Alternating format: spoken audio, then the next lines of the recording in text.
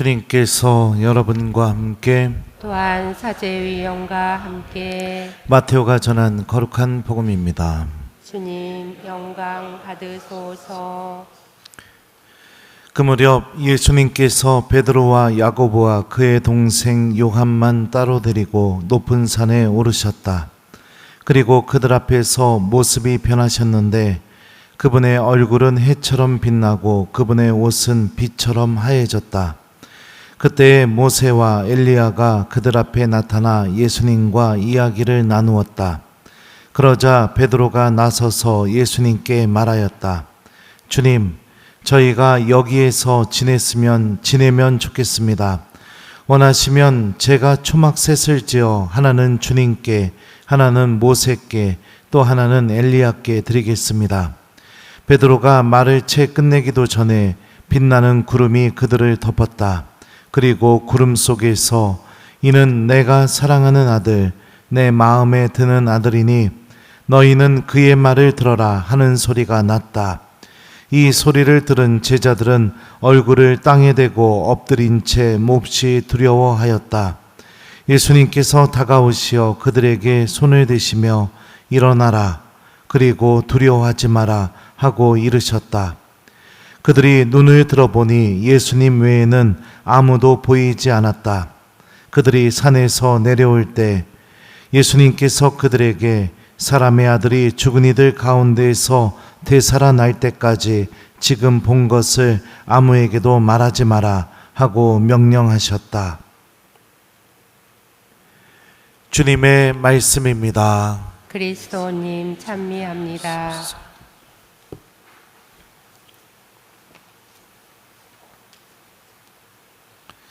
오소서 성령님.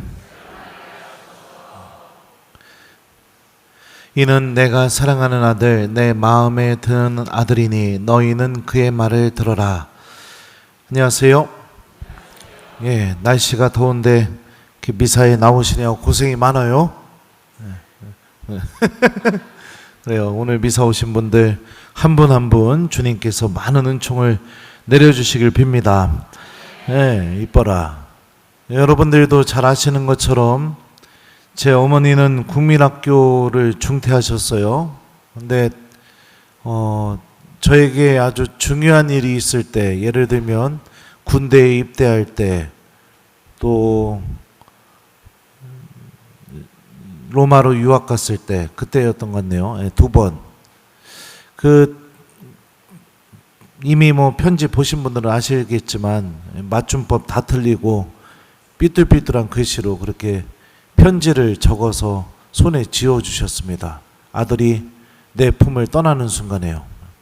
또 오랫동안 식당을 하셨기 때문에 음식도 굉장히 잘하세요. 그래서 근데 그 입대했던 날 아침하고 그다음에 로마로 떠나는 날 아침은 상다리가 부러지게 아주 제가 좋아하는 반찬만 다 골라가지고 그렇게 해서 밥상을 차려서 아들 밥을 먹이고, 그리고 입대하러 가는 아들 손에, 또 공부하러 가는 아들 손에 편지를 적어서 이렇게 주셨던 기억이 있어요. 그리고 아니나 다를까 그 편지는 뜯어보고 읽어보는 순간 눈물이 좀 짠해지죠.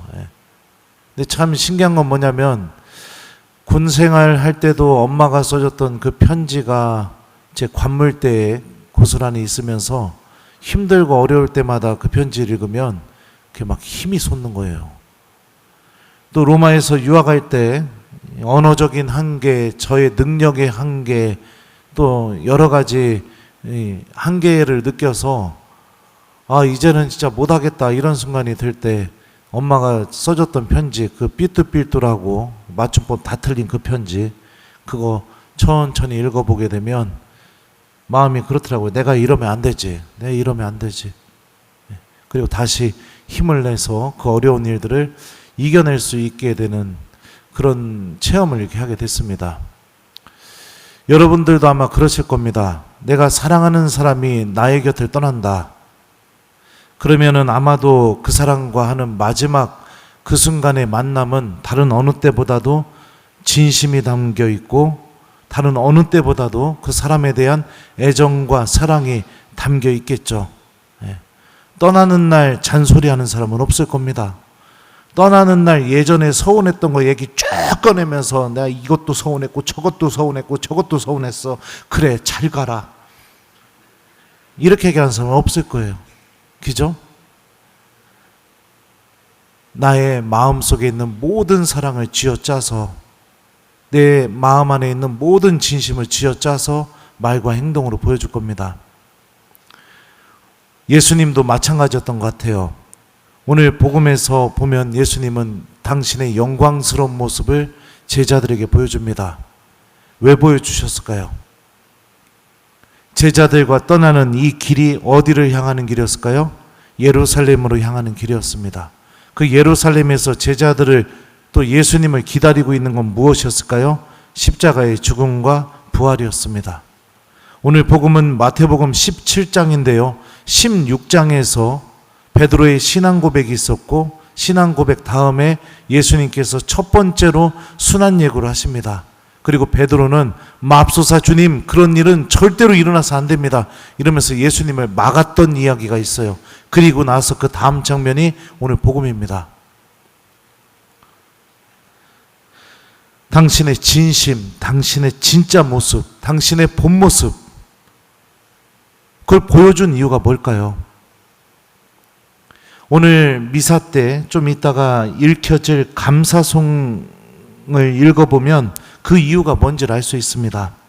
그리스도께서는 뽑힌 증인들 앞에서 당신의 영광을 드러내시고 당신의 모습이 온통 찬란히 빛나게 하시어 제자들 마음속에서 십자가의 걸림돌을 없애주셨으며 머리이신 당신에게서 신비롭게 빛난 그 영광이 당신 몸인 온 교회 안에서 가득 차리라는 것을 확실히 보여주셨나이다. 이따가 제가 이렇게 읽을 겁니다. 제자들 마음속에서 무엇을 없애주기 위해서요? 십자가의 걸림돌을 없애주기 위해서. 예수님께서 죽음을 맞이하시고 예수님이 계시지 않는 순간들이 다가올 겁니다. 그 순간에 예수님이 오늘 보여주신 그 영광스러운 모습을 떠올리고 신앙을 잃어버리지 않고, 설사 넘어졌다 하더라도 이 예수님의 진심이 담겨있는 이 영광스러운 모습을 보고 다시 주님께로 돌아오게 하려고, 마치 제 어머니의 편지 한 통이 정말로 힘든 순간에 저에게 힘을 주어서 제가 사제직을 향해서 걸어가게 해주었고, 또 교회가 저에게 맡겨준 일을 끝까지 해낼 수 있게 도와줬던 것처럼 주님께서는 그 마음을 심어주고 싶어서 제자들 앞에서 영광스러운 모습을 보여주십니다. 제자들을 얼마나 사랑하고 계시는지 그 예수님의 마음을 우리가 엿볼 수 있죠. 이 영광스러운 모습이 빛나는 순간에 베드로는 이렇게 말합니다. 주님, 저희가 여기에서 지내면 좋겠습니다. 원하시면 제가 초막 셋을 지어 하나는 주님께, 하나는 모세께, 하나는 엘리야께 드리겠습니다. 얼마나 행복했으면 베드로는 이런 말을 했을까요? 예루살렘으로 가는 여정도 잊어버리고, 십자가도 잊어버리고, 부활도 잊어버리고, 주님, 여기서 그냥 지냈으면 좋겠습니다. 너무 좋습니다, 주님. 여행 가면 집에 돌아가기 싫을 때 있죠? 없어요? 네, 없나 봐요. 저는 그런 경우가 종종 있었습니다. 집에 돌아가기 싫을 때. 왜 그런 느낌이 느끼느냐? 거기가 너무 좋으니까, 너무 행복하니까. 그런데 오늘 복음의 표현에 의하면 성부 하느님께서는 베드로가 말을 채 끝내기도 전에, 베드로가 그러니까 이 말을 하고 있는 중에 이렇게 말씀하십니다. 이는 내가 사랑하는 아들, 내 마음에 드는 아들이니 너희는 그의 말을 들어라. 하느님께서 주시는 영적인 기쁨이 아무리 크다 하더라도, 신앙생활을 통해서 얻어지는 행복과 기쁨이 아무리 크다 하더라도, 하느님께서 우리에게 정말로 바라시는 것은 뭐냐면 그 기쁨 안에만 머물러서 그 기쁨을 또 느끼고 그게 아니라, 그 체험이 있다 하더라도 어떻게 하라고요? 예수님의 말씀을 들으면서 주님 뒤를 따라가는 삶을 선택하는 것. 이게 하나님이 우리에게 바라시는 믿음의 모습인 거죠. 베드로와 같은 마음이 들 때가 있습니다. 신앙이 깊어지다 보면 하느님 체험을 하기도 하고 또 신앙의 기쁨을 얻기도 합니다. 그러면 그 체험과 기쁨 안에만 머물고 안주하고 싶은 그런 마음이 우리들에게 다가옵니다. 그런데 우리는 거기에 머물러서는 안 됩니다. 성부 하느님께서 말씀하셨던 것처럼 어떤 체험이 있든지 주님의 말씀을 듣고 그분을 따르는 것을 선택하는 것이죠. 예수님은 이 산에서 내려오셔서 이제 예루살렘으로 향하시고 그분을 기다리고 있는 것은 십자가 죽음과 부활입니다. 참 신기한 것이 무엇이냐? 이는 내가 사랑하는 아들이니 성부 하느님께서 밝혀주신 신비, 예수님이 하느님의 아들이라는 사실이 거룩한 변모에서 드러나게 되는데요. 이 신비가 또 어디에서 드러나게 되느냐? 예수님의 십자가에서도 한 번 더 드러나게 됩니다. 예수님의 죽음을 다 옆에서 바라본 이방인이었던 백인대장은 이렇게 말합니다. 참으로 이분은 하느님의 아드님이셨다. 이는 내가 사랑하는 아들이니.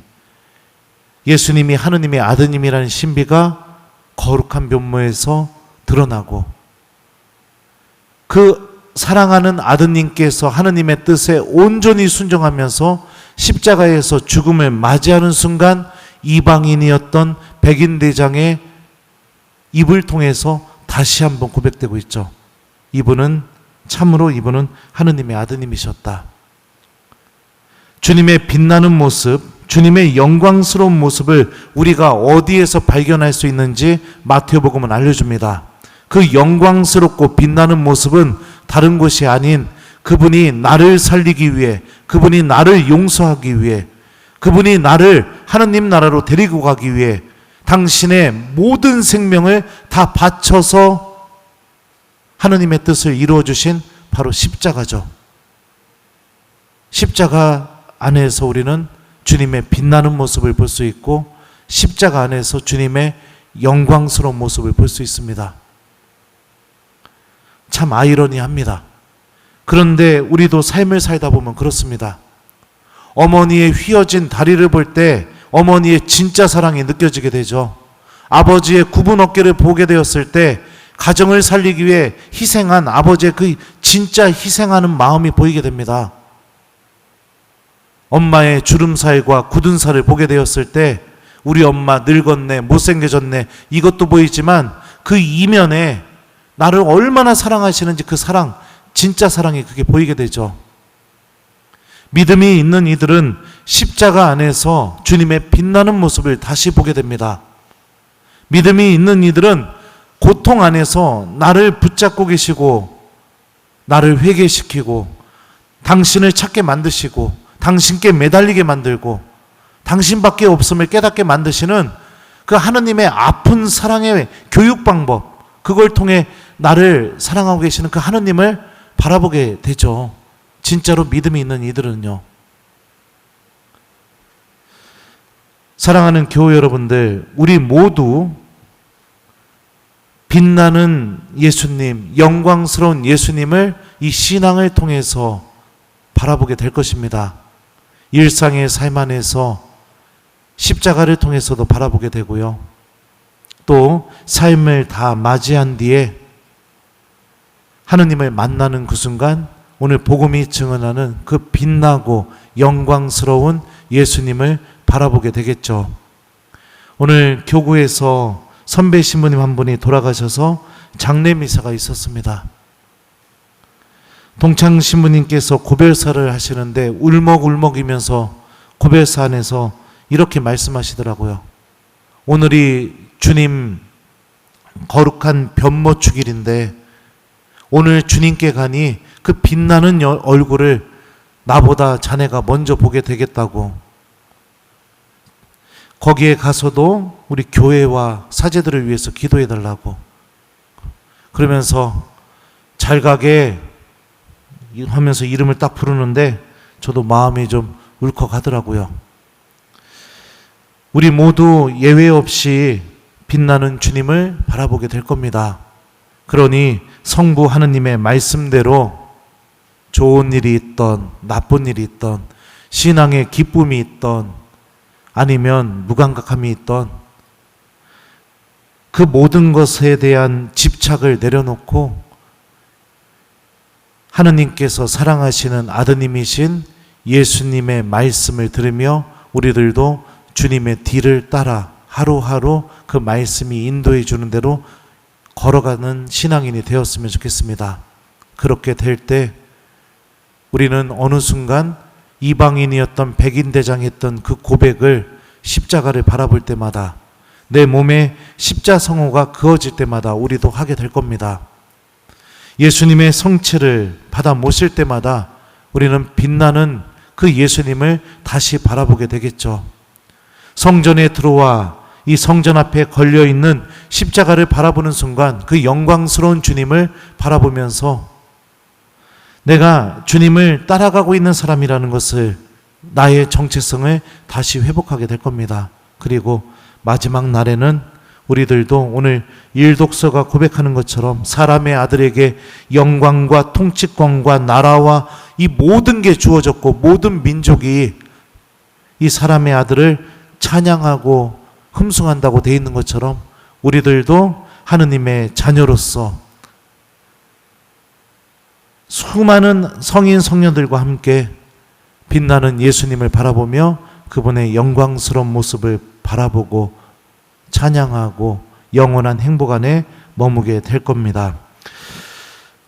오늘 하루가 다 지났지만 우리 성부 하느님께서 제자들에게 해주셨던 말씀, 이는 내가 사랑하는 아들, 내 마음에 드는 아들이니 너희는 그의 말을 들어라. 이 말씀을 좀 가슴에 새기면서 우리가 주님의 말씀을 듣는 신앙인이 될 수 있도록, 특별히 이 믿음은 성모님께서 지니셨던 믿음이기도 하죠. 우리 성모님께 나도 주님의 말씀을 듣는 신앙인이 될 수 있도록, 이 믿음을 소유할 수 있도록 도움을 청하면서 오늘 하루를 마무리해 봤으면 좋겠습니다. 그래서 숙제는 여러분들 주무시기 전에 묵주기도 딱 한 단만 바치면서, 오늘 또 목요일 빛의 신비잖아요. 그죠? 네, 딱 한 단만 바치면서 성모님께 예수님의 말씀을 잘 들을 수 있는 그런 믿음을 가질 수 있도록 도와달라고 이렇게 청하면서 오늘 하루를 마무리했으면 좋겠어요. 이는 내가 사랑하는 아들, 내 마음에 드는 아들이니 너희는 그의 말을 들어라. 아멘.